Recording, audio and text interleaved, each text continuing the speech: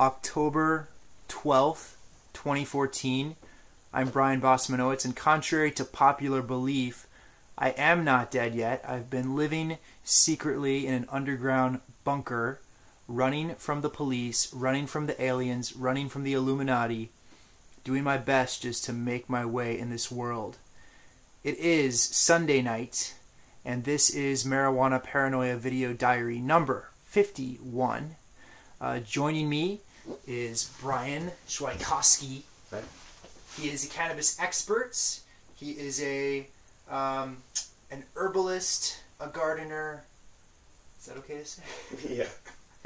He knows a thing or two about a thing or two. He also knows something about anxiety. Maybe not specifically cannabis-induced anxiety, but he knows something. In this video, we'll be talking about some individuals who've emailed me here at ParanoidHuman, info@paranoidhuman.com, with their stories about cannabis-induced episodes of anxiety and paranoia.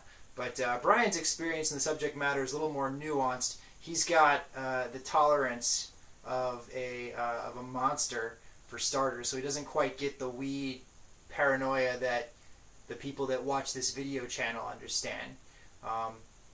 Maybe you could tell us a little more about your unique type of struggles and experience with anxiety. I've had problems with anxiety, I guess a general anxiety disorder, and I've gone through a lot of different kinds of counseling and therapy, and I have a lot of experience with cannabis and a lot to do with different strains of cannabis that can give you anxiety, or how it's grown that will also increase the anxiety.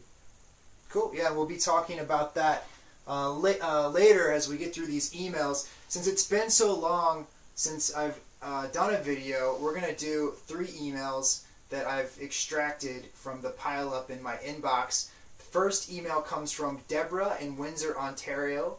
Deborah says, "Hi, I watched your video and it seems like I had one of those freakouts. I don't smoke weed anymore due to paranoia. I was at a friend's house and he had some weed in a pipe. Most of the weed was already burnt though, so I thought it would be safe to have a hit since it would be just a small one. Well, that was around 6 p.m. Around 11 p.m. I started to feel scared, like evil was around. I started to see the kids as evil, like possessed. Needless to say, I freaked out. Ran out of the house screaming down the block that someone was following me and going to kill me. I felt it was her older son, her friend's older son, who was causing this disturbance. He was playing loud, weird music, and that's what started it. Anyway, I begged the neighbors to call the cops. That's how real this was for me. So my questions are, what kind of weed does that? Like 2 weeks before that, I had a small hit off my friend's weed and I was fine, very mellow. I've never freaked out like that before, and now I'm a little concerned. Can you shed some light on what happened?" Yeah, thank you, Regina, or Deborah, in Windsor, Ontario. Brian, what do you make of this? What do you make of the situation here? I think partially could have to do with the strain. There are problems. Some people do have problems with sativas and try to stick to indicas. Also, you can have problems with indicas if they're harvested early. The cannabinoid profile needs to fully mature to allow the other cannabinoids to regulate the THC that is psychoactive. So when you have the other cannabinoids maturing, they will lower the psychoactive effects of the THC. So a later harvested cannabis will be better at controlling anxiety. So, yeah, I mean, there's a bunch of different remedies that can help you get out of a bad weed trip. Some of the simplest ones: activated charcoal. You've got citrus. If you can eat or smell oranges, that can sort of take you out of it. There's a list of things available in our publication called the MPMC Strain Guide and Antidote Catalog. If you send me an email, I can send that to you free of charge. And there's also some mindfulness techniques that you can learn and practice. Those are outlined in my book, Handbook for the High-Functioning Paranoiac, which you can get if you go to www.paranoidhuman.com. what's my website again?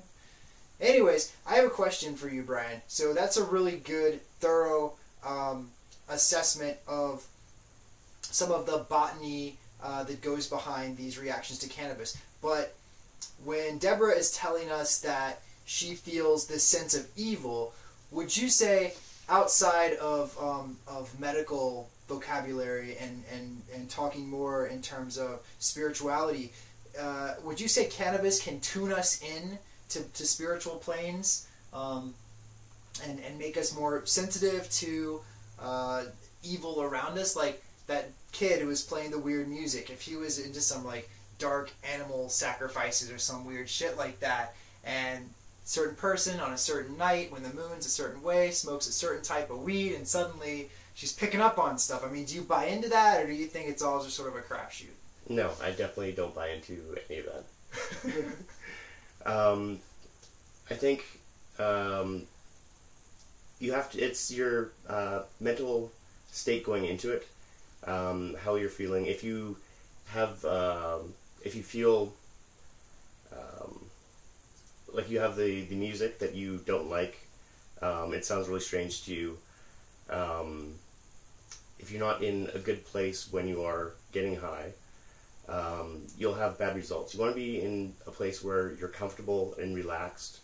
If you do have a bad reaction, you want to be able to just lie down in a quiet place and relax and let it pass as peacefully as possible. So your environment is really important.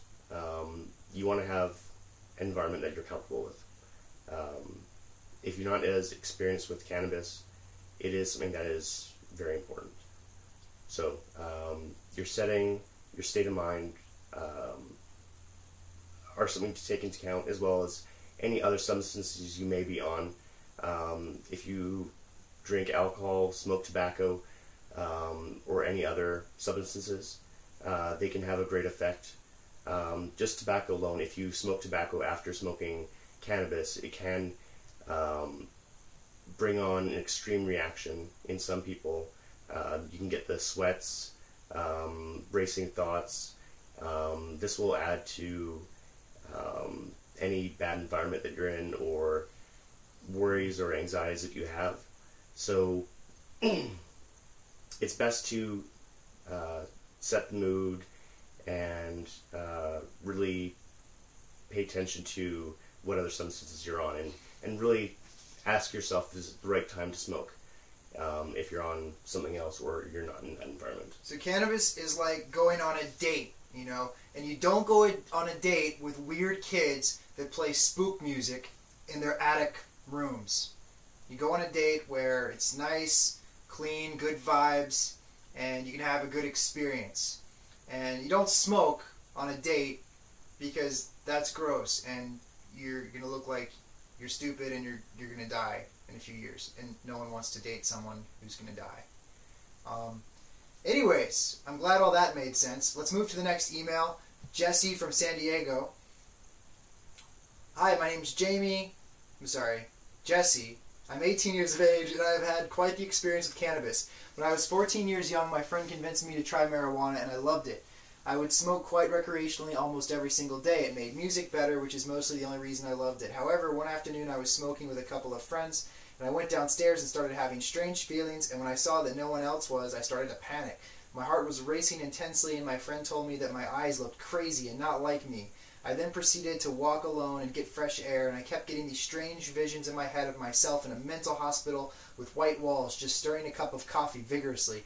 Then I heard a blood-curdling scream from a woman, and there was no one around. Then I just waited and waited for my heart rate to go down and tried again the next day. The same thing happened the next day, so I stopped altogether. Then at the end of freshman year, I moved from the lovely Oregon to Washington.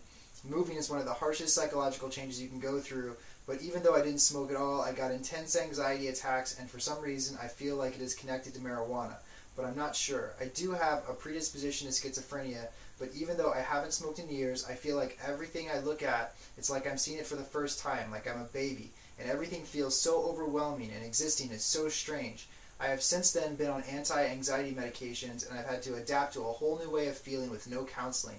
It's as if I've had to rewire my own brain. What are your thoughts? Did you get all that? Yes. Okay. Most of it. What do we make of this?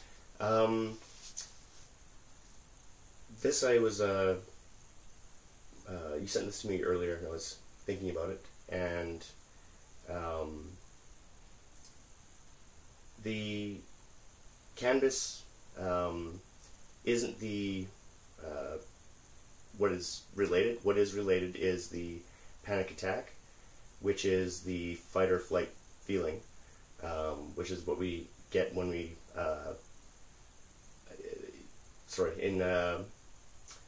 when we're evolving, when we'd be attacked by animals, the flight or flight reaction would allow us to escape quickly. It sent blood to our limbs to allow us to get away faster. And nowadays, people can sometimes get these reactions, and it's not exactly appropriate for the situation that we're in. And it makes it hard to deal with. And so the connection is there because the symptoms are the same. You end up getting a panic attack from the time you smoke cannabis. Partially, it could be from the strain or how it was done. But you mentioned that it was an experience that you had a bad reaction to, and then the following day you tried it again, and you had a similar result. And it's likely two situations. One is the cannabis that you're smoking. If you're smoking the same cannabis, it's not surprising that you'll get the same result. But also, if you're going into it expecting the same result and setting yourself up in the same situation, you're likely to experience that result. Just you're setting yourself up for it. Yeah, and then don't discount the genetic factor. There's a whole chapter in my book devoted to the COMT gene, which some of you have heard of. Many of you have not heard of it, and you need to know about it. This is definitive evidence now that there are certain individuals who have a genetic vulnerability, not only to general anxiety, but to anxiety attacks when using cannabis.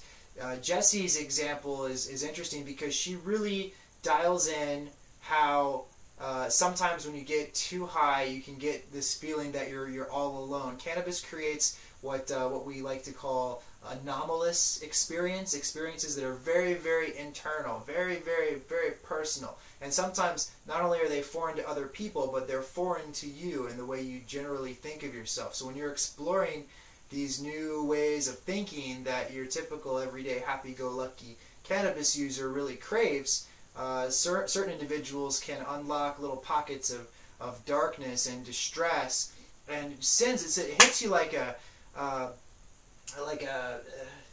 don't know, I want to say like a wave. Like it's not hard, but it's this almost liquid feeling of despair and loneliness, and when your friends are involved and they're wondering why you're freaking out, and they're telling you, like Jessie's friend did, that her eyes are looking weird, it just sort of fuels this idea of loneliness, darkness, despair, and it's pretty it's definitely anxiety inducing to feel like you're all alone, especially at a psychological level, especially when you're thinking, oh God, am I insane? Am I completely separated from reality? There's a word that I throw around a lot because I think it's useful. It's called psychotomimetic. And it's super important to understand this if you are experimenting with cannabis and you are vulnerable to having difficult reactions to pot. Psychotomimetic means an emulation of a schizophrenic state or a psychotic state. It's important that we distinguish between what a psychotomimetic experience is and what schizophrenia and psychosis is from the standpoint of being diagnosed with this debilitating mental illness. We don't see any clear evidence that shows a relationship between cannabis and psychosis or schizophrenia. The only relationship is that people who have vulnerabilities towards these disorders are often more likely to seek out cannabis, often for temporary relief of their symptoms. So yeah, that's Jessie from San Diego. Strange feelings, thinking she's going to go insane, moving from Oregon to Washington, and now she's taking anti-anxiety meds. And this is only someone who's 18 years of age. Now, if you're familiar with MPMC, you know that we recommend that if you're younger than 19, unless there's a compelling medical reason, there's really no reason to just jump into cannabis or psychedelics. It's not going to go anywhere.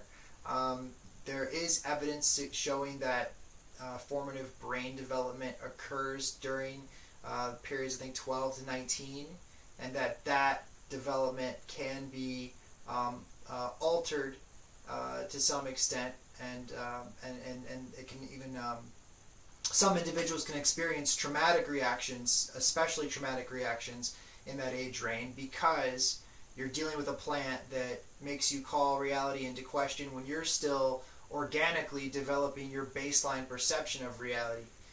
So yeah, as a matter of policy and best practice, 19 plus is a good age in which to start considering cannabis as a recreational outlet in areas where that's legal, or a therapeutic outlet. But yeah, and then of course we've got what we've been talking about earlier, high CBD strains and stuff like that. So also the feelings of feeling like experiencing things for the first time, or like it's new. That can be a heightened brain sensitivity. When I had those feelings at that age, and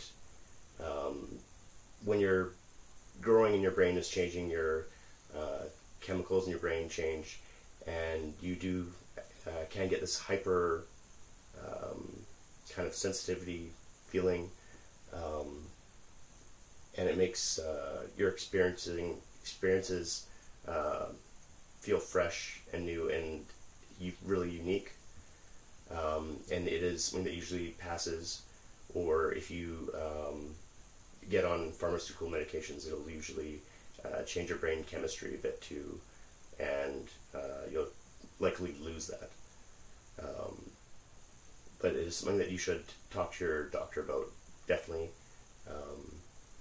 Any problems with mental illness as well, make sure you talk to your doctor about them as well. Cool, so moving on to the final email. This one's a bit of a long one, but it's a pretty damn good story, so we figured we'd include it here at the end.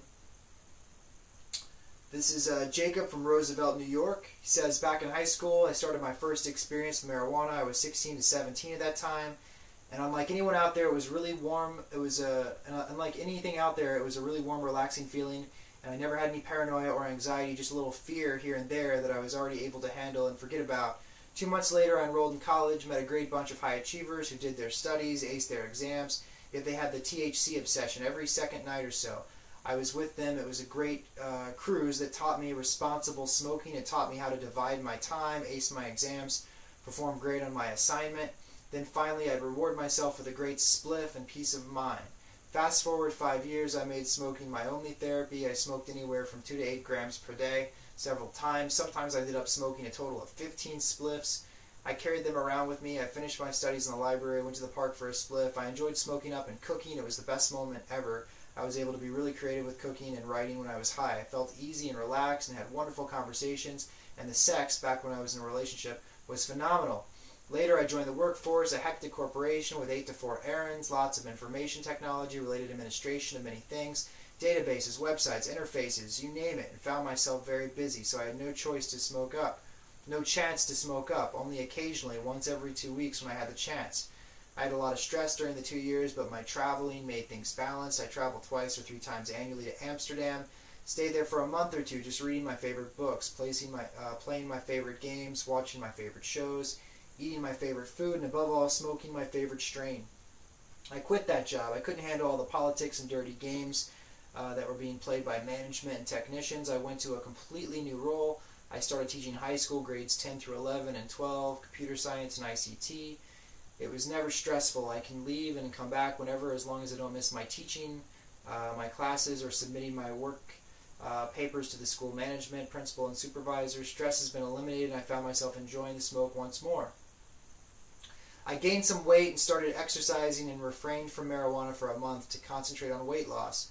During that period, I had my first newly born anxiety-related panic attack.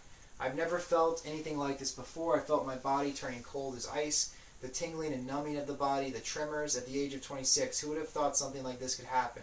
It was the first time I ever had an out-of-this-world experience. I found myself collapsing in front of my younger sister, trying to speak the 3 words, "Please help me," feeling so heavy I couldn't stand on my feet. My head felt so dizzy and light I couldn't even keep my eyes focused. Everything felt to be rushing around me. I never knew what this all was. I stayed there, hugged my sister, and told her to take me to the hospital, as today is my last day being alive. I was rushed to the emergency room and placed in the intensive care unit. I had a total of 4 to 7 doctors circulating on top of my head asking me questions which I had no energy or ability to answer. It's as if my tongue gave up on me. My heart was racing at 145 to 150 beats per minute and an elevated blood pressure of 145 to 96. I was given some form of drug to calm me. I was never told what the drug was or what it did, but things slowly faded away. During the 4 to 6 hours in the ICU, they conducted the following tests: heart echo, heart ECG, heart-related blood work, complete blood work, CT scan of the brain, x-rays of the chest and stomach, complete profile test of the liver, kidneys, pancreas, urine, and blood. 4 hours later, the tests all came back. The doctors came from the ICU into the casualty room to where I was placed when I stabilized, and said that my results were actually so good that I am as healthy as athletes and better than most normal people. I am 60 pounds overweight. They informed me that this was the first panic attack and I should go to a psychiatrist. I thought, I'm not insane or anything. I don't even want to be talking to a psychiatrist. Another 2 to 3 days passed, then I collapsed again. I was rushed to the hospital, went through the previous process without the scan, CT, x-rays, since I already had them. All of them came out negative. Went back home and called up the recommended psychiatrist. I cannot live like this anymore. I was booked the next week. I collapsed 2 to 3 more times before I was finally rushed to the psychiatrist. He took all my papers and read everything that was written by these medical doctors, all the comments and diagnoses, then informed me that I suffer from a severe form of anxiety disorder, a late onset given my age, in the form of panic attacks.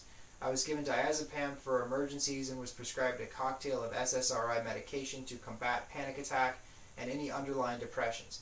I walked out from the shrink thinking this is all a bunch of lies. I can't have panic attacks. I never felt fear of anything. I am a strong believer in God and I never feared death. I don't believe in something as bullshit as panic attacks, as I believed it was for sissies who had abusive upbringings or who were molested at a younger age or traumatized at younger ages. What I felt was real. This was not an ordinary panic attack that you see in movies and TV shows. The next year, 2013 to 2014, was spent visiting a new doctor every week, presenting all my papers, medical records, tests, and findings, and discussing what happened. During that year, I had visited close to 19 to 24 medical doctors, graduates from different countries and specializing in different fields, from the regular GP, heart specialists, and even internal medicine doctors. I have done extra troponin tests, heart attack-related enzyme tests every 2 weeks, had ECGs every week or so, and even jumped on a treadmill heart stress test. I've spent close to $5,000 on tests above my insured amounts because I believe I was misdiagnosed and there's something really wrong in me no one knows. I thought something was wrong with the local doctors here. Perhaps they were careless or unprofessional, so I contacted India, and the email goes on for another 3 paragraphs. This guy is all worked up about these panic attacks he's having, refuses to believe that it could be something as simple as just a basic anxiety disorder that we really can't explain in any finer detail at this point in time. Emailed his case study that he had a doctor make to another 100 doctors in a gunshot approach to find out perhaps if one or two of these doctors had something of value. He stopped traveling, doesn't socialize. He's a 28-year-old antisocial human being. Started taking a lot of prescription drugs to relieve the anxiety, and he says his panic attacks have stopped ever since taking the prescription drugs. But he quit last month because he can't handle taking these prescription drugs anymore. Makes him into a zombie. Makes him want to stay in his bed, in his home.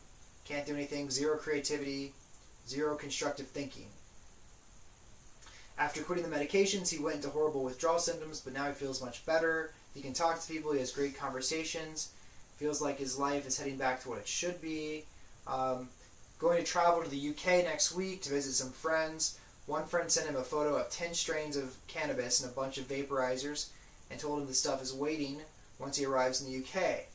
So he asks me, should I tell them what happened to me? Should I get familiar with the region around our home in the UK and find the nearest hospital in case I collapse into another panic attack or heart attack or whatever hit me? Should I go ahead and stay with my close friends and toke up for the sake of it? Please help. I'm a brother in need of great help. I need someone to tell me what to do. I miss smoking and toking up. For me, it was relaxing and calm me down, but perhaps a return will induce paranoia and get me into uncontrollable panic attacks that I've never felt. Perhaps it could knock me unconscious or put me in a coma or something. Best regards. Okay. So this guy is dead set on finding a cure for this anxiety problem. And I don't really blame him because it sounds like it sucks. If it's at a point where he's willing to take these debilitating psychotropic medications that ruin his social life and ruin his self-esteem, then yeah, I mean, this is a good quest. I'm trying to figure out whether or not this first panic attack was cannabis-induced. Did you catch that? That was a while ago. Yeah. We'll have to go over that again. Yep. I think this is a case of someone being incredibly stubborn and thinking they know better than their doctors when their doctor probably was giving them the right advice in the first place. To go see a psychiatrist. Yes, and this guy clearly wants to talk. He wrote me a book. He wants to talk. It's talk, and definitely that's what you would do at a psychiatrist or psychologist. They'll set you up with the proper medication, which it seems like he did. The first doctor, some SSRIs to try to control some issues there, and then also the medication for the panic attacks temporarily. I used those, and they work. It slows your heartbeat down, and you feel a bit drunk. But they do work for a temporary measure. This is something where you definitely should listen to your doctor, and you could avoid a lot of these problems and a lot of the money that was spent. Try to find a doctor, 1 or 2 out of 100, that could give you something that is satisfactory to you, but not to mainstream medical advice. And this is a very clear case of somebody who has panic disorder. There are ways to deal with panic attacks. There's cognitive behavioral therapy, which will help you determine what are the factors that are giving you the panic attacks and the tools to work on it so you don't get them. How cognitive behavioral therapy works is it gets you, say you're afraid of dogs and dogs will give you a panic attack. It'll teach you how to slowly become more comfortable with dogs and to control the feelings that you get when you're starting to get a panic attack, or before you get it, to recognize those symptoms and to cut it off before it advances to a full-blown panic attack. So it looks like it was not during a episode with Cannabis that he had the panic attack. He had quit smoking for a few weeks to concentrate on weight gain, and it was during that time that he had this first full-blown knockout panic attack. But he's asking us if he should, when he goes to the UK, whether or not he should smoke, because he's worried. I guess he's worried that cannabis can exacerbate his panic disorder. It definitely could. it depends on, you know, what your worries on, and if smoking will make you obsess on those worries that you have, it will definitely lead to greater symptoms. And it isn't something where you should be scouting out the local hospitals, because you shouldn't go to the hospital, because you don't need to go to the hospital. It's a panic attack. You're not having a heart attack. If you listen to your doctors, you take the emergency medication for when you do have a panic attack, and really you want to, this is where being aware of your situation and mindfulness of the symptoms that will lead to a panic attack, and cutting it off before it gets out of control. And also, if you do choose to smoke cannabis, it is something where you have to focus on being calm and relaxed, and being in the right state of mind. Yeah, I would say if you're getting off your meds and you're already feeling relapse, don't smoke pot.